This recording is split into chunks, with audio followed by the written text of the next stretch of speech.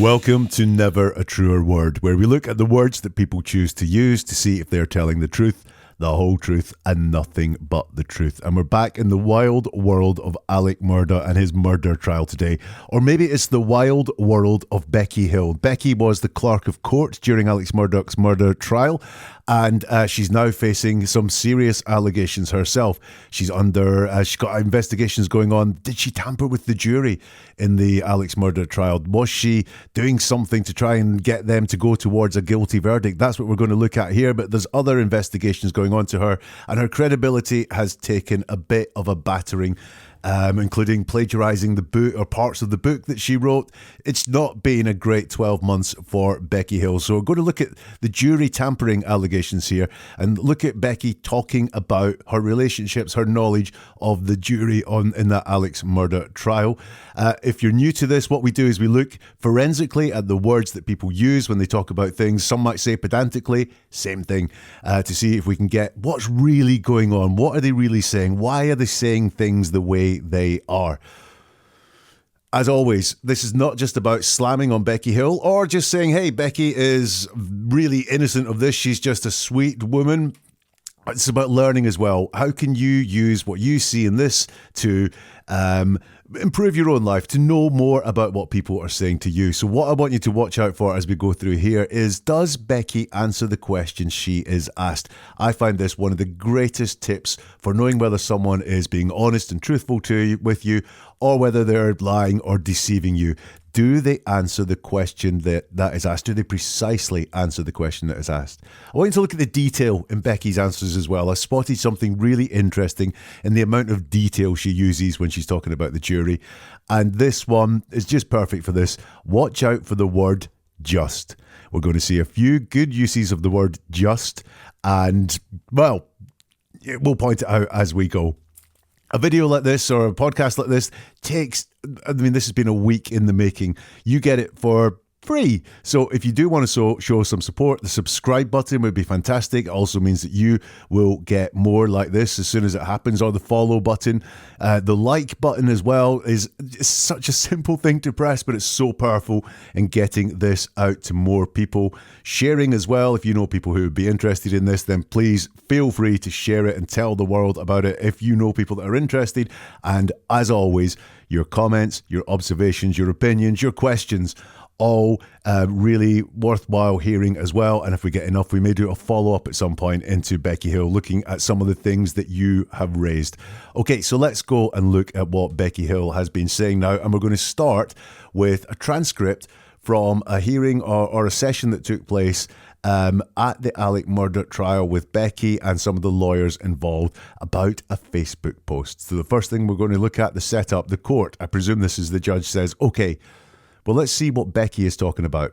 I want to revisit the Facebook post that you mentioned yesterday. Miss Hill, that's Becky, says, right.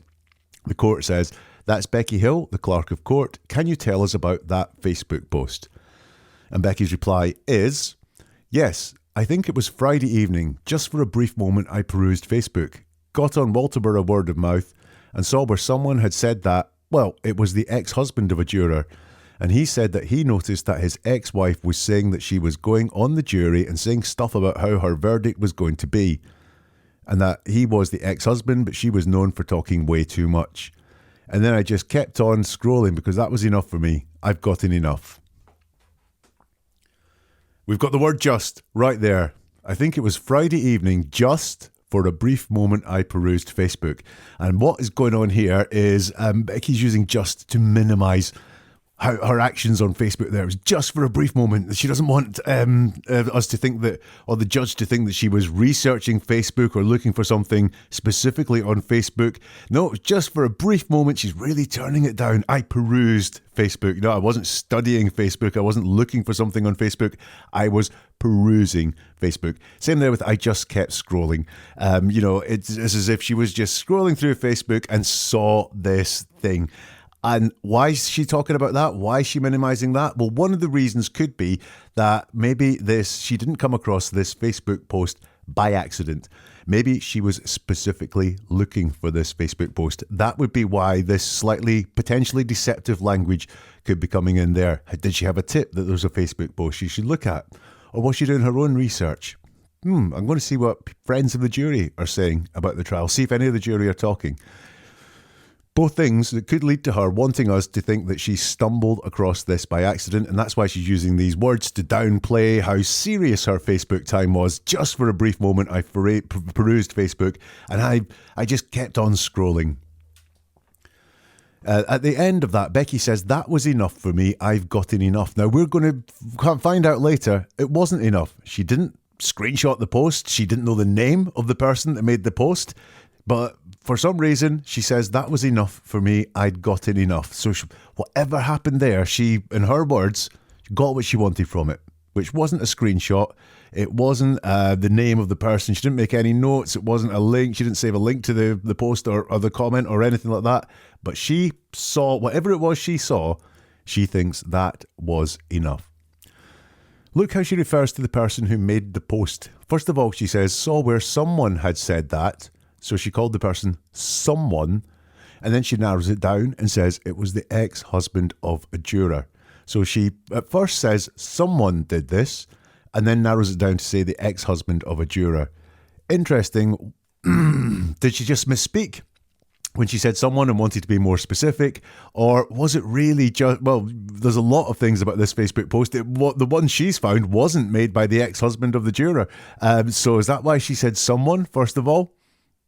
Don't know, but some interesting things here about how she talks about this Facebook post, and there's lots more to come. The court says, "And how did you determine who he was talking about?" Miss Hill says, "When I heard there was an email on Monday, I figured the two went together, if it was true." The court says, "Well, she's confirmed she has an ex-husband who she has 3 restraining orders out against, so ... All I've noticed in this is that Becky says, "When I heard there was an email on Monday, I figured the two went together, if it was true."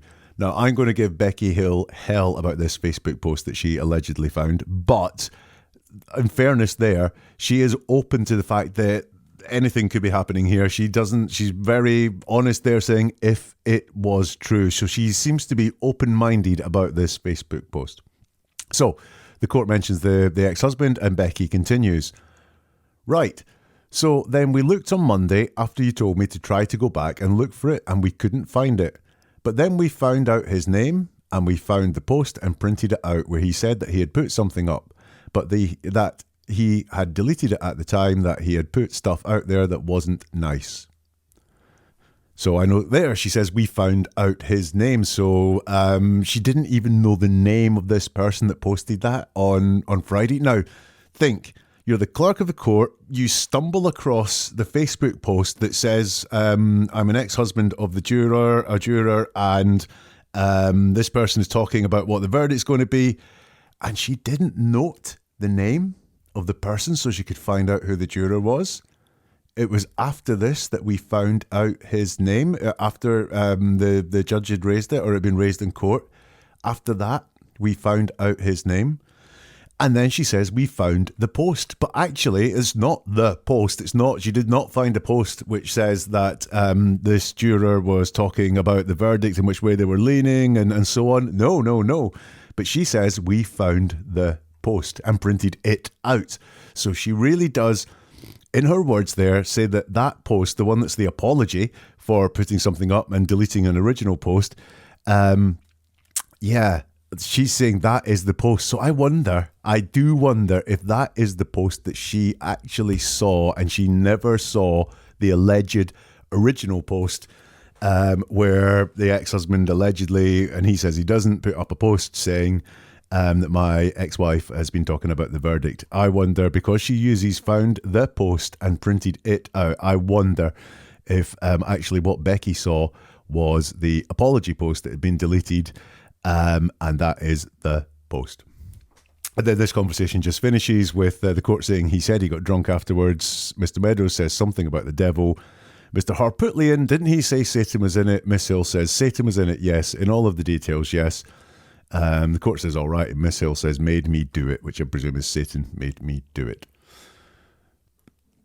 The judge continues, "Okay, I just wanted to have that on the record. You're reading a Facebook post by the ex-husband who said it. Of course, you haven't talked with him, so you don't know where he got his information from." Miss Hill says, "I don't. I can find it, though." Mr. Fernandez says, we do know his name for what it's worth. The court said, do you think he'll be sober? And Miss Hill says, I don't know. Probably not, if I had to guess. So Becky Hill is asked, you haven't talked with him, so you don't know where he got his information from. And she says, I don't. I can find it, though. Well, you couldn't find it. Are you going to do an investigation? I'm interested why she can find where he got his information from. She couldn't find the original post that she claims to see. I don't think she did see that original post from that conversation. I think she may have been researching the jurors just from what is said there. I think she may have seen a post that was apologising and deleted something. I don't think there was ever this original post from Becky. I now have Becky talking about this in a TV show. Let's listen to what she has to say. Miss Becky, I was just wondering if you could elaborate on the juror that was dismissed in the middle of the trial. Well, let's see. The one that was dismissed toward the end? Yes, ma'am. Would this be the one that needed her dozen eggs to take with her? Yes, ma'am. Okay.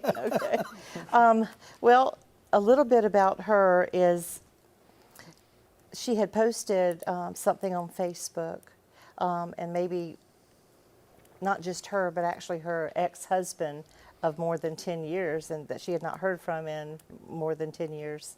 And he had posted something on Facebook, and I just happened to notice it on a Friday night when I was in bed just perusing Facebook for just a minute. And when I went back to court on Monday, the judge was talking to the lawyers. They had brought something to the judge's attention, and I happened to be in the chambers with them, and I remembered seeing what I saw, and I told Judge Newman about it. So I had one of my staff go back and find it. We had a little trouble finding it, but she's such a great internet sleuth that she found a post that had said what he had said he was sorry for posting something before the weekend, and that kind of like the devil made him do it, sort of, so to speak. And so we found that, we printed it out, took it to the judge, and he talked to the attorneys about it. They did call in the parties involved and maybe the people that were talked to.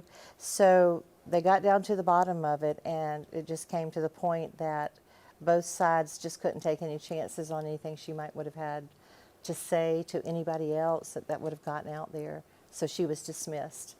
But before she was let go, the judge asked her what she needed to get from the jury room, and she had a dozen eggs that she needed to take with her. Spot some similarities there.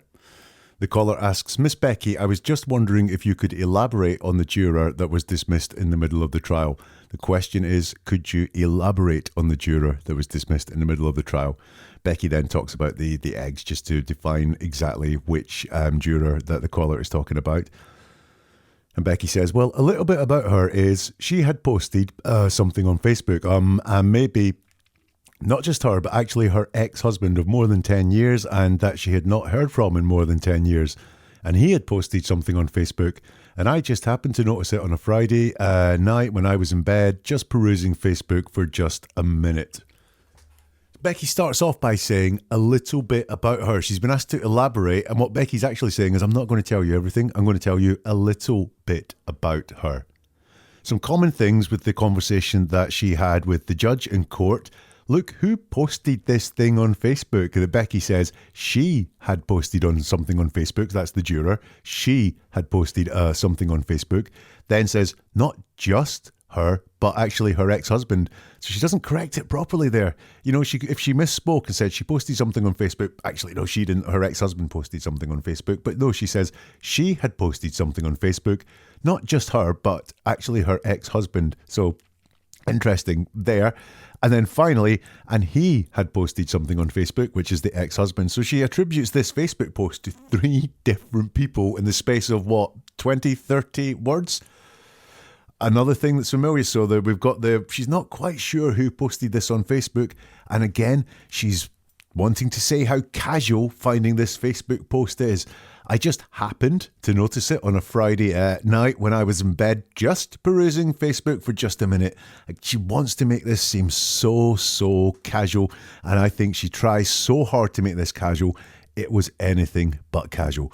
Whether she'd had a tip-off from someone that this Facebook post was around, or whether she was doing some research that she probably shouldn't have been doing, I don't know, but that's what I think. She's overly trying to make this seem casual. Becky carried on with the answer and said, and when I went back to court on Monday, the judge was talking to the lawyers. They had brought something to the judge's attention, and I happened to be in the chambers with them, and I remembered seeing what I saw, and I told Judge Newman about it. More of this casualness. I happened to be in chambers. Again, why is she trying to make this all seem so casual? Was she actually hanging around or hoping to get a bit of the action? I don't like her way of talking about this Facebook story at all. There's too much in it that is open to double meaning and deception. Becky says, I remembered seeing what I saw. A very distant way of talking about something. Not, I remembered what I saw. It's, I remembered seeing what I saw. It's just much more passive and distant way of talking about a memory. And also, the lawyers had brought something to the judge's attention. So it wasn't this Facebook post, it was something had been brought to the judge's attention. Becky continues, so I had one of my staff go back and find it. We had a little bit of trouble finding it, but she's such a great internet sleuth that she found a post that he said what he had said he was sorry for posting something before the weekend, and that kind of like the devil made him do it, sort of, so to speak. So no detail there about what he was sorry for posting, not sorry for posting stuff about my ex-wife, or sorry for saying my wife was talking about the verdict, or anything like that. Just sorry for posting something. Once again, we had a little trouble finding it. You didn't find it. You did not find the post you allege you saw, Becky. You didn't, unless the post you saw was this apology post, and then you would have found it. Becky continues, and so we found out. We printed it out to the judge, and he talked to the attorneys about it. They did call in the parties involved and maybe the people that were talked to, so they got down to the bottom of it and just came to the point that both sides just couldn't take any chances on anything she would have had to say to anybody else that would have gotten out there. So she was dismissed. Always look for the word just. This is my tip. If you want to see deceptions happening, if you don't really trust something, find the word just. And then someone saying just, it doesn't mean they're lying. It doesn't mean they're deceiving. But if you see the word just, analyze what comes after it, because very often there's something really important that comes after it. And here it is, just couldn't take any chances on anything she would have had to say to anybody else that would have gotten out there.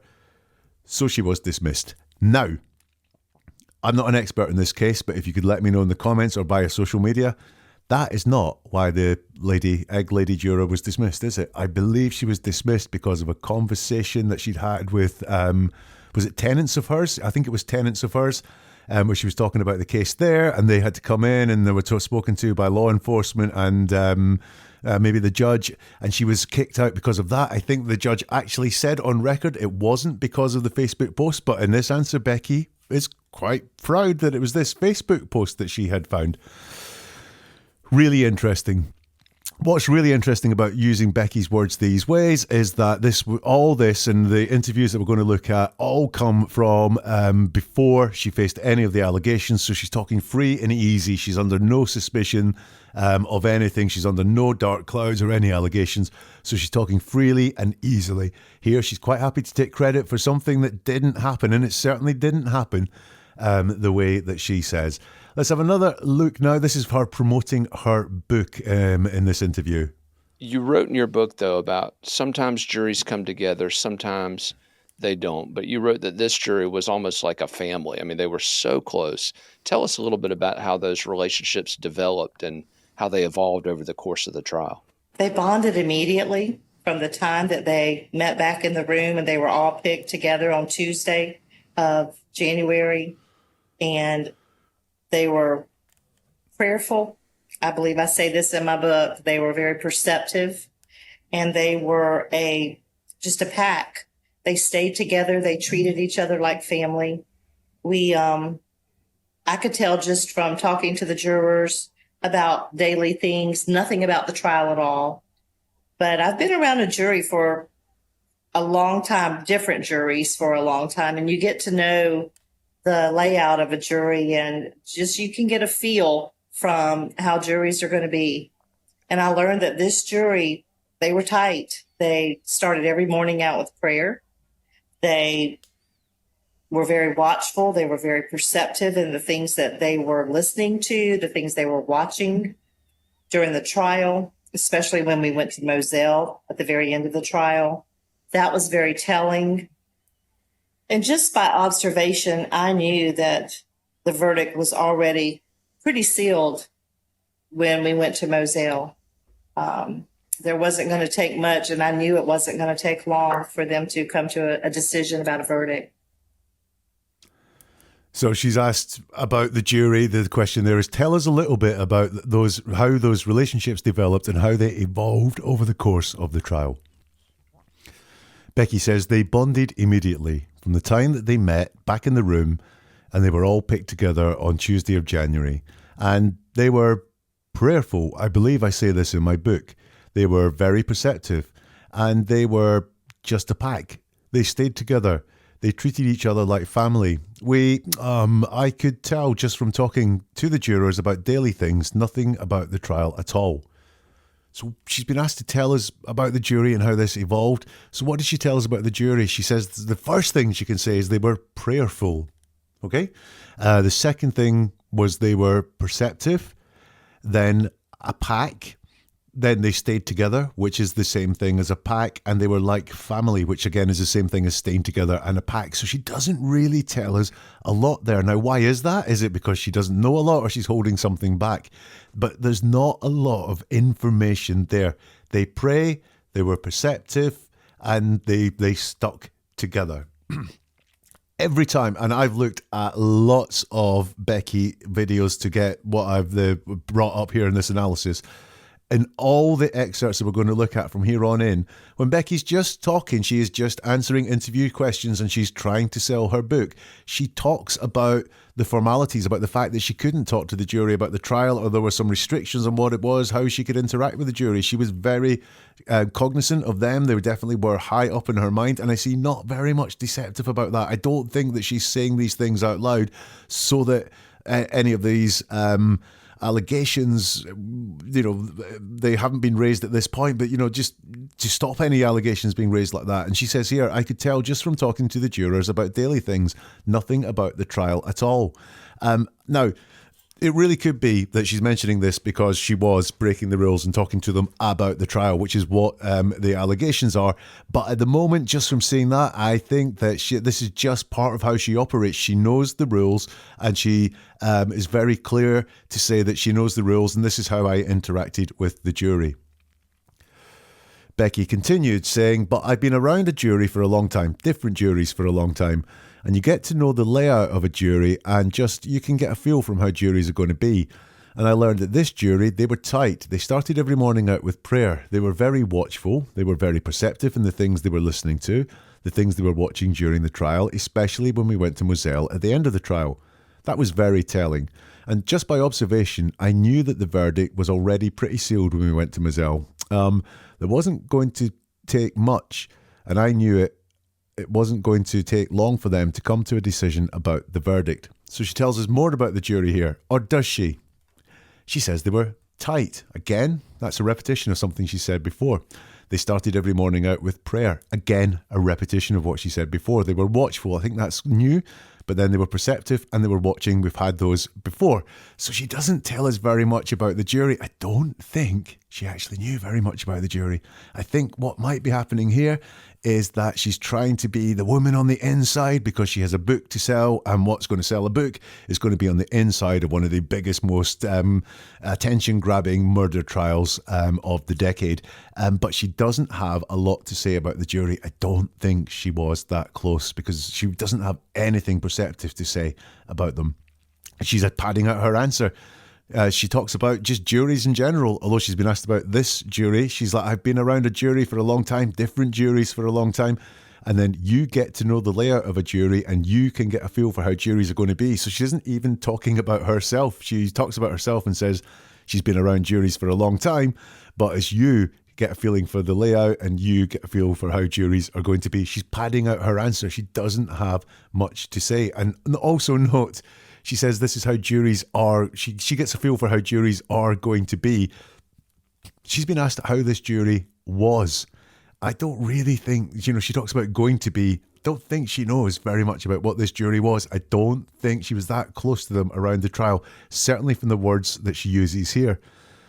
And again, she's alleged to have had conversations with the jury about their verdict, about trying to push them one way through this. But she says here, again, she's under no pressure. She's trying to sell a book. Just by observation, she guessed what the verdict was going to be. So she's not saying, I could tell, I knew. She's just saying by observation, I was looking at them, I could see how it was going to be. And it was pretty sealed. It wasn't 100% sealed, just pretty sealed when we went to Moselle. Let's hear a bit more from the same interview.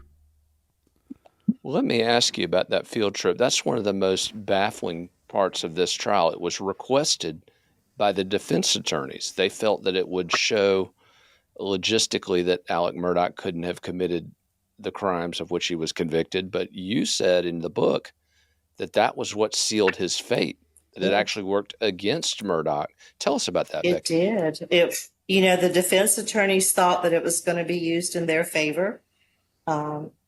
That's why I think they requested it, and Judge Newman granted it. So when we were out there on the property and walking side by side, there was hardly any conversation, no talking at all. And everyone was doing their own measurements in their own way. They were walking things out, I think going over in their mind what they had heard throughout the trial and putting it all together. It was very heavy out there that day, seeing all the jurors contemplating and in thought of what they were looking at and seeing with their own eyes. I don't think that the defense attorneys thought it would go that way. So she's asked the question, tell me about the field trip. So that word against Murdaugh, tell us about that. I'm not repeating the full question because it's a really long question. Will, shorter questions. Becky says, it did.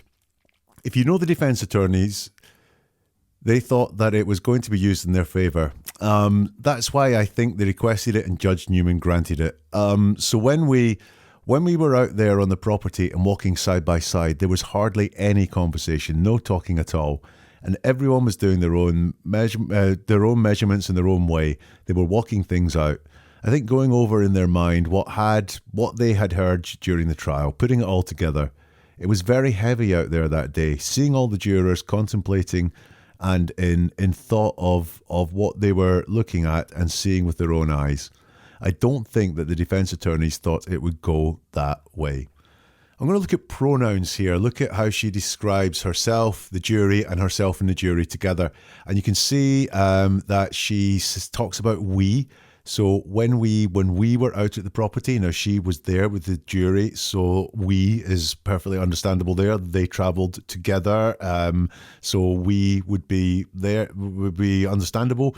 But that's the only time she joins herself up with the jury. Again, don't think she was that close to them, because the rest of the time she talks about them in the third party, doing their own measurements in their own way. They were walking things out in their mind, what they had heard, the jurors contemplating what they were looking at with their own eyes. So she talks about the jury as a separate entity when she's talking about what the jury was doing. So again, don't think she was that close to the jury. Don't think she was hanging with the jury that much. I do have a couple of questions though. She says there was hardly any conversation, no talking at all. Now, hardly any conversation means there was conversation, just not a lot. Hardly any conversation, then no talking at all. Why say two slightly contradictory things? Just a misspeak? It could be. We do all misspeak from time to time. I'm sure I will do it here.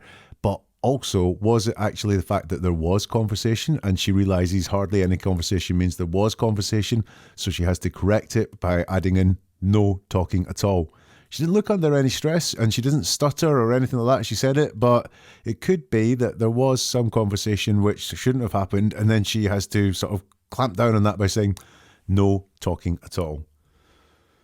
But Becky, again, she says, I think they were going over in their mind what they had heard during the trial. She's not saying she knows it. She doesn't let leak that she knew what was going on, or she doesn't say that the jury spoke to her about what was going on, or she spoke to the jury about what was going on. I think they were going over in their mind what they had heard throughout the trial. So again, I get lots of signs that she just was not close to this jury, that she was not really interacting with this jury. The other thing I want you to look at here is substance in the answers. She talks a lot. It's a long answer to the question about tell us to that trip to Moselle. All she can say is that it was quiet and people were measuring things.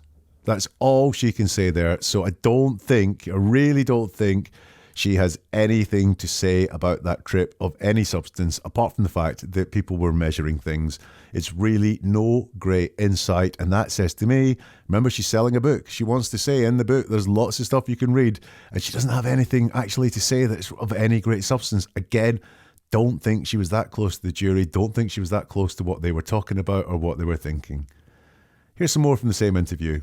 As you watched them at Moselle, you said that Alex Murdaugh's fate was sealed. What was it that you saw in their faces that led you to that conclusion? They were extremely serious. They knew that the decisions they were making was going to be life-changing for this person named Alex Murdaugh. They were serious about what they were doing because they knew that the verdict was going to be a heavy one to hand out. I feel like, but in their faces, it was almost as if they knew that they were going to have to come down with a verdict of guilty, because to them, the evidence was there.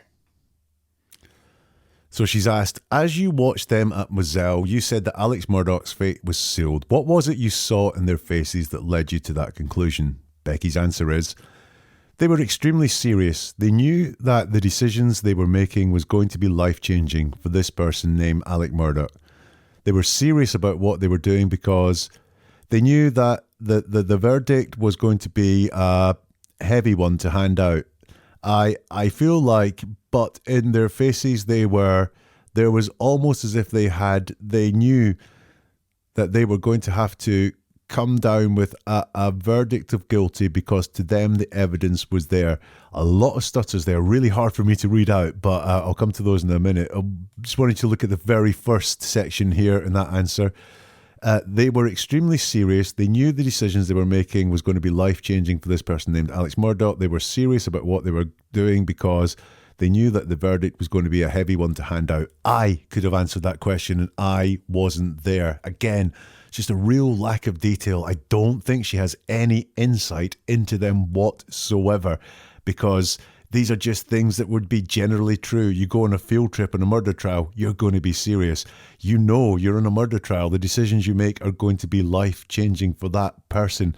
You know you're going to be serious about it, and you know the verdict is going to be a heavy one. So she has no insight into this jury whatsoever. But this question does stress her out a bit because she stutters the verdict. I feel like they knew. That indicates there's some stress there in answering this question. Is it stress? I mean, I don't think it's stress from hiding something. I think it's maybe stress from having to word something really carefully. They knew the verdict was going to be a heavy one to hand out. Well, the verdict is not there until the deliberations are all over. So is that what's going on there? It could be, they knew the verdict was going to be a heavy one to hand out. Did she have some insight that everyone was leaning towards guilty, and she's the stress is caused here by trying to make sure that she doesn't let slip that she had that insight? That is possible with this stress. However, she does, again, she said, I think earlier, and now we've got I feel like, and there was almost as if. So she's not 100% sure, and she's going very much in her emotions and her feelings there as well. Here's Becky talking about the trip again in a different interview. Tell me what else you remember about that day, and what the jurors thought about that day. Oh, everyone, just by speaking with our eyes, because we did have an order from the judge not to speak verbally a whole lot. And so the jurors were each walking out their own thoughts in their mind and the things that they had heard during the trial, and measurements that were given to them. We didn't have a yardstick and we didn't have a measuring tape. This was not about scientific evidence. It was It not. was something you felt inside when you were there. Absolutely. Now, absolutely. Becky is asked to tell me what else you remember about that day. That's the trip to Moselle, and what the jurors thought about that day. And Becky says, everyone, just by speaking with our eyes, because we did have an order from the judge not to speak verbally a whole lot. And so the jurors were each walking out their own thoughts in their mind and the things they had heard during the trial and, measurements that were given to them. We didn't have a yardstick and we didn't have a measuring tape. We've got, again, some real consistent stuff from Becky. Once again, and again, she's just selling a book. So she is talking about, she's aware, an order from the judge not to speak verbally. So, in everything that we're going to look at, she does bring up these conditions about how she had to interact with the jury in a casual way. I don't think she's trying to convince us or persuade us that she did this the whole time. But once again, remember there was hardly any conversation. No one was talking. Well, here we have an order from the judge not to speak verbally a whole lot. What does that mean? Were you allowed to speak verbally a whole lot? A little? That's what that is, because you weren't to speak a whole lot. Checking on the pronouns again. We were speaking with our eyes because we did have an order from the judge not to speak verbally, and that's her joined together. But then again, she sets herself separately. The jurors were each walking out their own thoughts in their own minds, things that they heard during the trial, the measurements that were given to them. They were, and she changes it, and she says, we didn't have a yardstick, we didn't have a measuring tape. And I think the we there is the court. She's part of the court. So again, she's definitely separate there in her mind, I think, from the jury. Did she answer the question? Tell me what else you remember about that day and what the jurors thought about that day. She has no insight into the jurors' thoughts. She really doesn't been able to tell us what the jurors thought. It's finished with, this was about scientific evidence. It was something you felt inside. And she replies, absolutely, absolutely, absolutely. Can be a word like just. It's not a synonym for yes. If someone says absolutely, dig in. Do they really, really believe it? I don't think there's anything here that there's any big red flag for us on Becky. I just wanted to point it out. When someone says absolutely and when they say it twice, have a look at it. One final quick bit of Becky Hill to analyse. And then the rumor mill starts. Well, I heard they didn't need dinner because they were going to they thought they would finish up. Was that something that you heard, that they were close? I was the one. Well, I always go and check with the jury if it's around supper time. And I did what I usually normally do. And I went and checked with our bailiff, Bill Polk. And he went to go check with the forelady. And that's what he came back and told me that she said. I said, okay. And it wasn't long after that. So it's put to her, the rumour mill starts, and this is the rumour mill amongst journalists outside the court, that the verdict is coming. I heard they didn't need dinner because they were going to that they thought they would finish up. Was that something you heard, that they were close? And Becky says, I was the one. Well, I always go and check with the jury if it's round supper time. And I did what I usually normally do, and I went and checked with our bailiff, Bill Polk. And he went to go check with the forelady, and that's when he came back and told me that I said, okay, and it weren't long after that. Now here she does seem to be saying that she interacts with the jury. I don't know the rules. Maybe it's fine that she interacts with the jury around supper time, but she says, I was the one. And she puts herself at the centre of it. And then she seems to backtrack a bit. I always go and check with the jury, she said. So I go and check with the jury. But then she tells us that actually I did what I normally do, and went and spoke to the bailiff. That's trying really hard to convince us or persuade us as to what's happened. What I usually do, that means it doesn't always happen. What I normally do means it's not what always happens. But here she's saying, I did what I normally do and checked with the bailiff. I wonder if there's a little bit there that maybe she was actually speaking to the jury, but it seems to only be about supper. To be fair there, it only seems to be about supper. And she says it was Bill Polk that passed on the message. So there you go. We've had a look at Becky Hill, and we've had a look at Becky Hill talking about the jury. So what do you think? Has she been up to no good? Has she been tampering with the juries? Has she trying to be getting information from them about which way they were leaning during the trial, or persuading them to go other ways from the words that you've seen there? What do you think? Well, here's what I think. There is something iffy about that Facebook post story. Consistently, she tries to make it seem like she stumbled across it very casually. I think she was looking for it or doing some research. And I don't think she ever saw the post that said that the juror was shooting their mouth off. I don't know why she says she saw it, whether she just assumed that that's what had happened or whatever. But there is something very iffy about that Facebook post story and the telling of it, and the fact she took the credit for it in the second interview, even though that's not why the woman was dismissed from the jury. But apart from that, I don't think she was that close to the jury. She was aware of the rules of engagement with the jury, very casually was mentioning that. There may be a couple of signs that she had interactions with the jury that she might not have been supposed to, but again, nothing. She has no insight into them at all. She had nothing of any depth or detail to tell us about when she was asked about how the jury were. It was repetitive and very bland stuff about them being opaque and perceptive and watchful. And when she talks about the Moselle trip, all she had to say about it was they were measuring things out in their heads or in footsteps. She didn't seem to have any insight, any closeness to that jury at all. So do I think she tampered with the jury? I mean, there's something really iffy about that Facebook thing. Was she overstepping the mark there? Was she just trying to get someone booted because she didn't like them? I don't know, but there is something I don't like about the Facebook post story. In the rest of it, there's nothing there that says to me that she tampered with the jury. Remember, take something from this.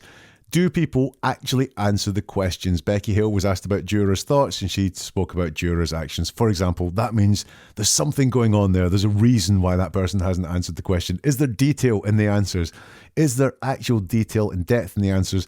A lot of people who, when they're deceiving or pretending they know something better than they do, will do what Becky did, which is go over the same thing again and again, or say the same thing in many different ways to give you lots of words to make you feel like there's lots of detail. But when you look into it, there ain't that much detail there.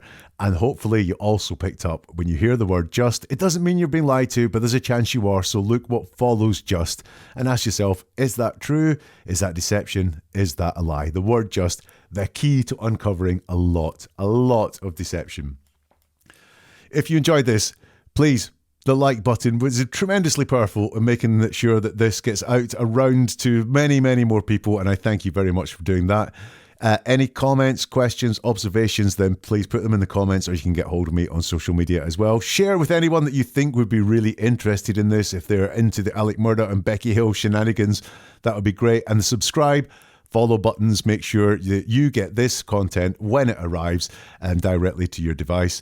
And if you want to go to neveratruerword.com, you'll find more like podcasts, how to contact me on social media, sign up for the newsletter.